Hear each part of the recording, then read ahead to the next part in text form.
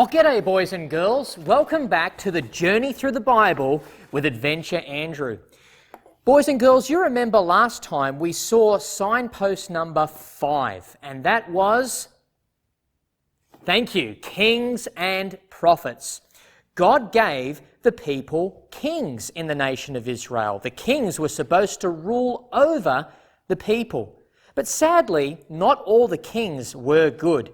And the people didn't always obey God's word. So God also sent prophets. And these prophets warned the people that God will judge them. He will destroy their city and they will be defeated by armies from other parts of the world.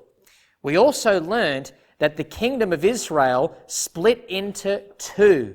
There was the northern kingdom and the southern kingdom. The southern kingdom, all the kings came from King David's family. Well, the time came when the people did not obey God, and God punished the northern kingdom first. They were invaded, and their kingdom was destroyed. Nearly a few hundred years later, we come to the destruction of the southern kingdom. Now, this leads me to our next signpost. I need your help to find this next signpost. Can you point to me on the screen where it is? Not there. Where? Thank you so much. Removal and return. Now, what this signpost is all about is God is going to remove his people from the land. But they're going to return to the land. This is the land that God promised Abraham, Isaac, and Jacob. And they made it into the land, but now they're going to have to be removed. Well, the story begins when we are talking about the southern kingdom. And a nation from far away came in and invaded the land. They were called the Babylonians. And their king's name was Nebuchadnezzar, a very powerful man in the world. Well, they came and invaded the southern kingdom 3 times. The first time, they took some of the young people from the city and took them all the way to Babylon. One of those young men, his name was Daniel, and we're going to learn about him in just a moment. But eventually, they came and invaded Jerusalem, the city of the southern kingdom, and they completely destroyed it. Soldiers came in and they destroyed the walls of the city of Jerusalem. And not only that, they also destroyed the temple. That beautiful temple that was to be the place where the people worship God. It was all destroyed. This is sad. The people have now been removed from their land, and their kingdom has fallen. It's really sad. The children of Israel have now been removed from their land. But let's talk about one of the young people who was taken from Jerusalem all the way to a faraway land, to Babylon. His name was Daniel. Daniel went all the way to Babylon. The Babylonians changed his name, and he's no longer with his family back in Jerusalem. But the amazing thing about Daniel is he purposed in his heart to obey God. Even though he was in a faraway land, he was pleasing to God. He also had some friends who also obeyed God during this very difficult time. Now, the king in Babylon was a man named Nebuchadnezzar. One night, he had this really strange dream. He had a dream about this huge statue. The head was made of gold, and it had a chest, tummy, legs, and feet as well, and it was made of different parts. He didn't know what this big statue meant, but Daniel was able to interpret the dream. He told Nebuchadnezzar that this statue represents different kingdoms. You are the head of gold, but your kingdom is going to be replaced by another kingdom, which will be followed by another kingdom, then another kingdom. But suddenly, a rock comes flying out of heaven and hits the feet of the statue, and it falls down, and that rock spreads all over the earth, and that is a kingdom that will last forever. Who is that rock? Well, we're going to learn about that later on our journey through the Bible. But let me tell you what happens next. Daniel must have gone to a place to do some work for the king, because we don't read about him in this story.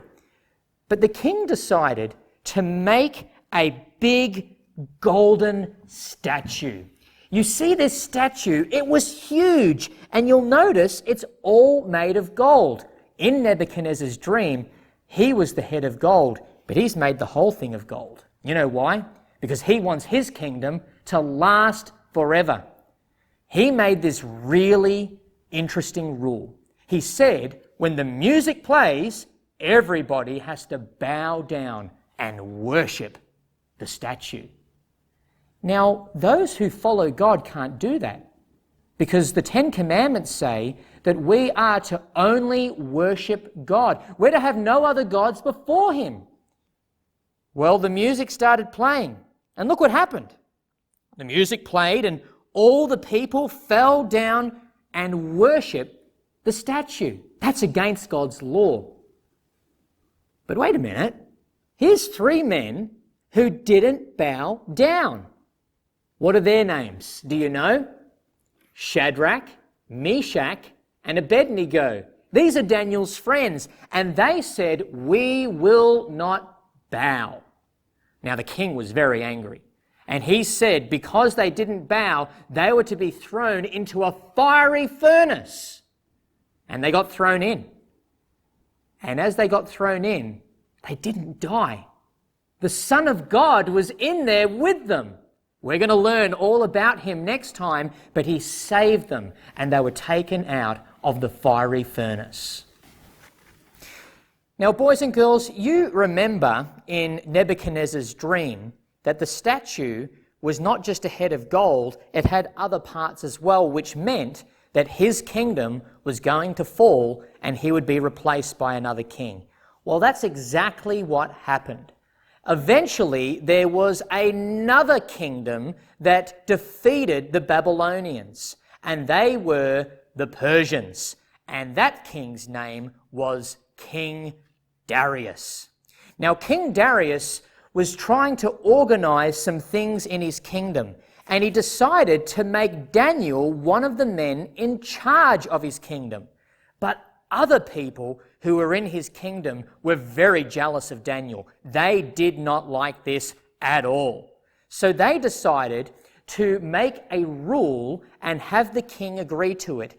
And that is, if anybody prays to anyone other than King Darius, they should be punished. They should be thrown into a lion's den where the lions will eat them and destroy them. They did this because they knew that Daniel prayed every single day. You know what Daniel actually did? He faced Jerusalem, even though it was far, far away, and he prayed. It's interesting because Daniel knew that one of the prophets said that his people will be in this faraway land for 70 years. Daniel knew that the time would come where they will return to the land. So these men told King Darius, King Darius, we've got a good idea. You can become the god of the month. All we have to do is say to people for the whole month, they're not allowed to pray to anyone except for you. This will make you look great, King Darius. Well, King Darius thought, this is a great idea. They even lied and said all the leaders agreed. Daniel, of course, didn't. So King Darius made this a law. If you pray or worship any other god except for me for 30 days, you will be thrown into the lion's den. So what happened? Well, we're told that Daniel went home and he did what he always did. He prayed to the one true God. And these other men were watching, and they told King Darius that Daniel must be thrown into the lion's den. King Darius didn't like this idea because he loved Daniel, but they reminded him that it is the law. So this is what happened. King Darius threw Daniel into the lion's den. King Darius was really sad that Daniel had to be thrown into the lion's den, but it was the law. So Daniel was placed into this room with ferocious, hungry lions.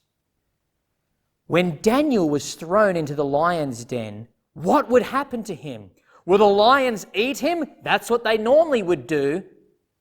But God sent his angel to stop the mouth of the lions. And the lions did not attack, hurt, or eat Daniel. He was safe. Now, boys and girls, the very next day, King Darius ran to the lion's den to see what had happened to Daniel. And he noticed Daniel was alive. God saved Daniel.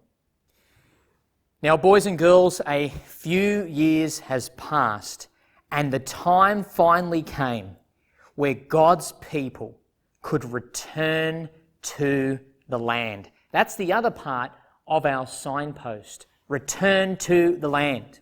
You remember that God had spoken through his prophet Jeremiah that his people would be in this faraway land for 70 years. Well, at the right moment in time, the Lord fulfilled his promise. And God allowed his people to go back to the land, but it didn't all happen at once. There were 3 journeys back to the land. The first time they went, they rebuilt the temple. Remember, the temple got destroyed way back when they got taken out of the land. So they rebuilt the temple.